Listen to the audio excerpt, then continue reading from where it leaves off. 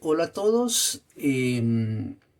Uno de los temas, de los principales temas de consulta actualmente o que más tiene preocupados a las autoridades en salud mental es la depresión. Se ve muy aumentada en la actualidad por cosas pues ya sabía por todos, por el choque emocional que está produciendo la pandemia y todo lo que encierra desde lo económico, desde lo social, desde lo familiar, desde lo afectivo. Eh, entonces es muy preocupante las situaciones o las situaciones que se están presentando por esto. Y uno de los trastornos psíquicos que más está afectando en este momento es la depresión. Entonces, la idea de este video es hablar un poco acerca de la depresión y acerca del proceso, pues como para entender, para que entendamos un poquito mejor qué es la depresión y qué es lo que pasa ahí. Bueno, entonces empecemos por decir que la depresión es un trastorno del humor. Cuando digo trastorno del humor es una definición desde la psicopatología, que es la disciplina que estudia los trastornos mentales y los trastornos emocionales.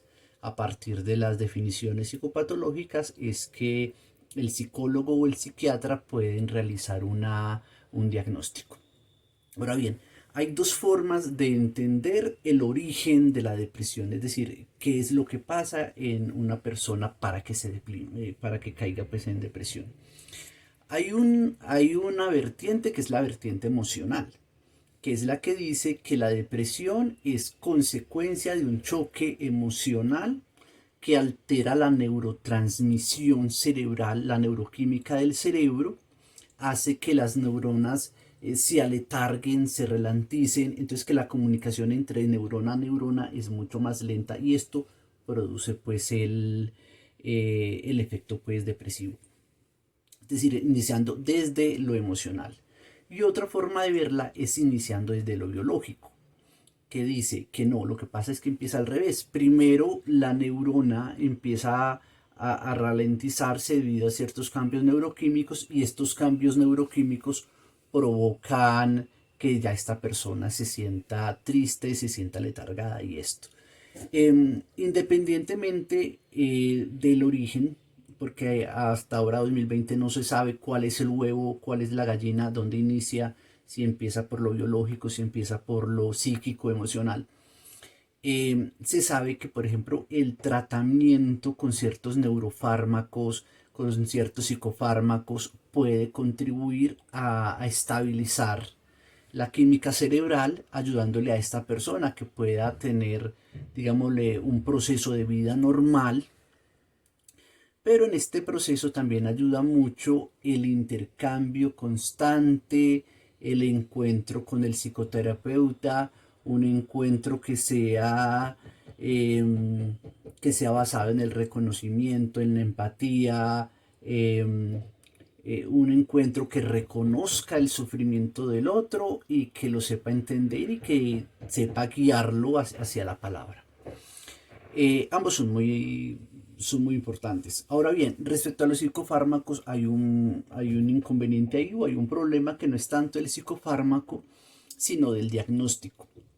¿Por qué? Porque hay muchos casos de depresión o de supuestas depresiones que no son diagnosticados. Entonces, la gente tiende a que por una simple tristeza, por un duelo, por lo que sea, tienden a tomarse el antidepresivo. Y eso es muy riesgoso. ¿Por qué? Porque los antidepresivos eh, funcionan muy bien si el diagnóstico de depresión es correcto y si fueron diagnosticados por un psiquiatra, que es el único que está en la capacidad de diagnosticar un antidepresivo. Lo que pasa es que muchas personas por una simple tristeza, por algo que no es una depresión en cuanto tal, ya se están tomando el antidepresivo. Y los antidepresivos tienden a ser adictivos. Son adictivos porque generan placer, generan ya sea o dopamina o generan ciertas hormonas que por lo que naturalmente el cerebro debería producir, pero cuando ya hay un antidepresivo que que las está produciendo, entonces el cerebro ya no las produce. Y como el cerebro deja de producirlas, el cuerpo va a estar pidiéndolas y pidiéndolas y llegan desde el antidepresivo que la persona esté consumiendo. Entonces, en este sentido es muy importante que haya un diagnóstico bien hecho. Y para que haya un diagnóstico bien hecho es importante siempre acudir al psicólogo, acudir al psiquiatra, a una persona que esté en capacidad de hacer todo este proceso de escucha, el proceso de escucha y el proceso de atención y que te diga, no, esto que tienes hay que trabajarlo, pero no es necesariamente una depresión en lo que está la persona, para poder entonces ayudar a realizar el tratamiento y a realizar el proceso. Bien, esto desencadena cierta cuestión y es el hecho de que la depresión debe, ojalá en lo posible, estar tratada o estar bajo acompañamiento tanto de profesional en psiquiatría como en psicología. El psiquiatra, como ustedes ya sabrán, el psiquiatra es un médico que hizo una especialización en terapéutica y que conoce muy bien el funcionamiento de los psicofármacos y el funcionamiento cerebral y que está en capacidad de medicar. Un psicólogo como tal, el psicólogo como tal no medica, pero el psicólogo tiene un bagaje más largo que el psiquiatra en estudio de clínica, en estudio de psicoterapéutica. Su bagaje es más amplio, entonces es un proceso psicoterapéutico. Para la depresión lo recomendable es que empiece a partir del psicólogo.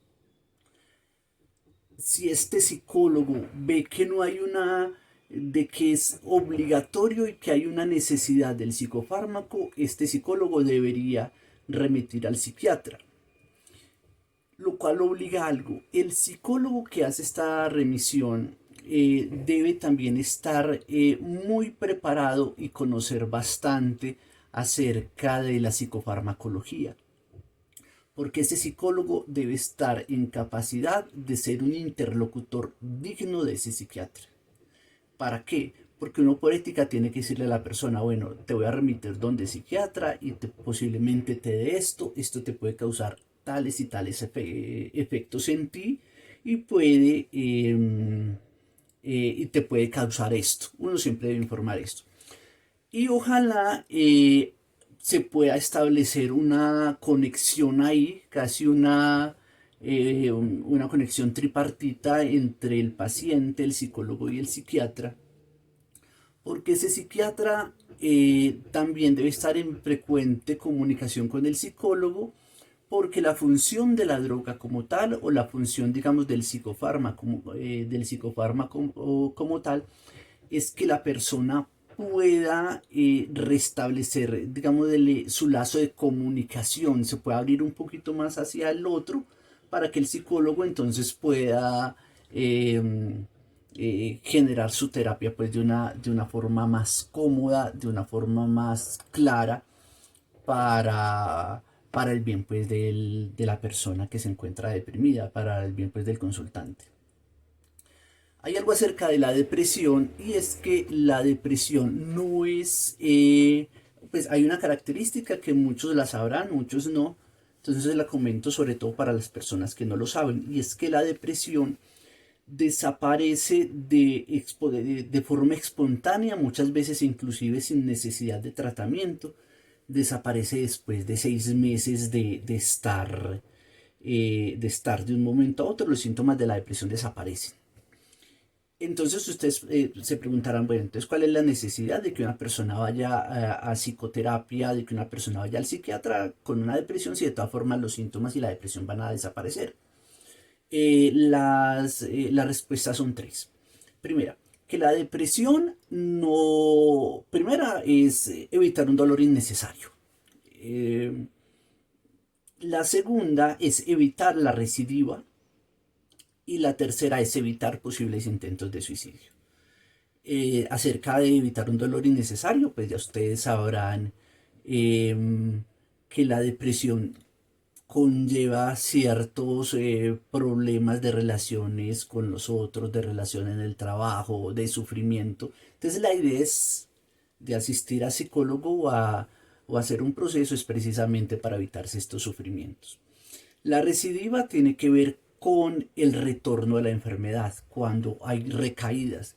Una recaída en la depresión puede ser muy problemática porque puede provocar una melancolía, que una melancolía es un trastorno muy grave, no es nunca esa idea que tenemos bonita de melancolía como algo romántico, como algo lindo, como algo dulce. No, la melancolía realmente es un problema muy complicado y es un trastorno muy complicado. Y los intentos de suicidio o el suicidio, que también es muy preocupante. En Colombia el año pasado se suicidaron 2.326 personas en 2019. Eso quiere decir que de estas 2.326 personas equivalen a 6 personas diarias y equivale a que en 2019 hubo casi 30.000 intentos de suicidio en Colombia. Y eso posiblemente aumente ahorita con la cuarentena. Entonces también este es otro de los motivos por los que las entidades de salud y por lo que las entidades pues encargadas de la salud mental en Colombia deben y deberían estar tan preocupadas con la situación. Bueno, mi nombre es Francisco Román, soy psicólogo. Espero que el video haya sido de su agrado, que haya sido esclarecedor en ciertos sentidos. Si desean contactarme, ahí les dejo el link, la manera de contactarme y cualquier pregunta me pueden escribir. Que estén muy bien todos y muchísimas gracias.